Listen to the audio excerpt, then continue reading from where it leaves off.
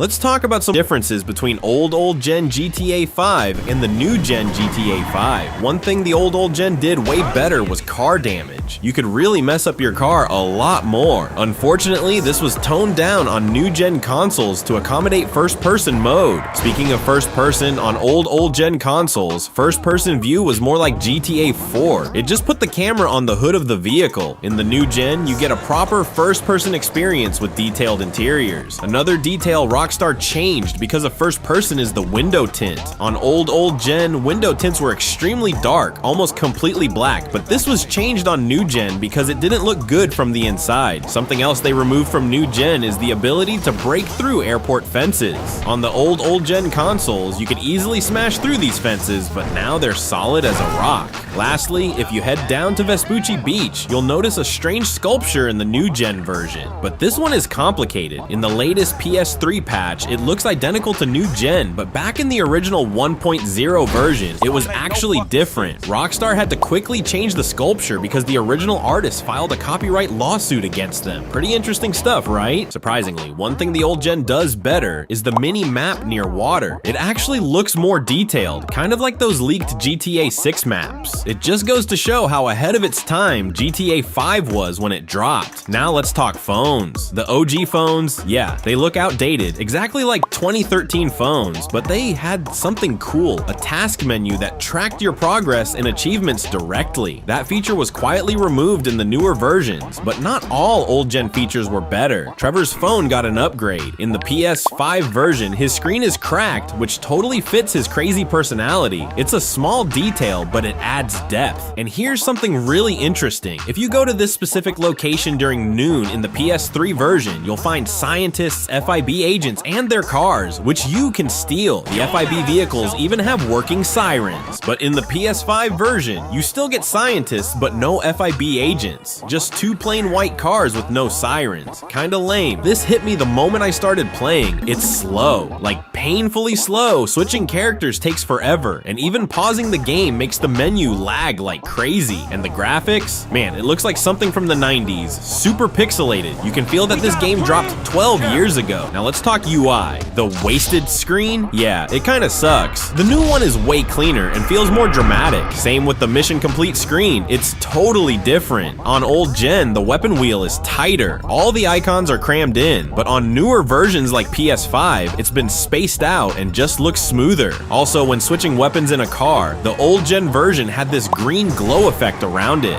PS5 version, gone. Clean and minimal. And don't forget the radio wheel. On PS3, the stations are super close together, while on PS5, they're spaced out better for a cleaner look. In the original version, it has thicker borders, and the distance counter in miles is shown on the right. It gives off a cleaner and more classic look. Another big difference is the pause menu map. In the OG release, it looks more like a satellite image, full of colors and texture. But in the PS4 and PS5 versions, they went with a flat black design. Cleaner? Sure, but arguably less immersive. Personally, the OG one feels more alive and visually detailed. Also, something a lot of players miss, each character's special ability was way more amplified in the original version, especially Trevor's. When you activated it on the PS3 or Xbox 360, he'd basically go full rampage mode, taking barely any damage and dealing massive hits. It really felt like a superpower. In the newer gen versions though, it feels toned down, almost like they tried to make it more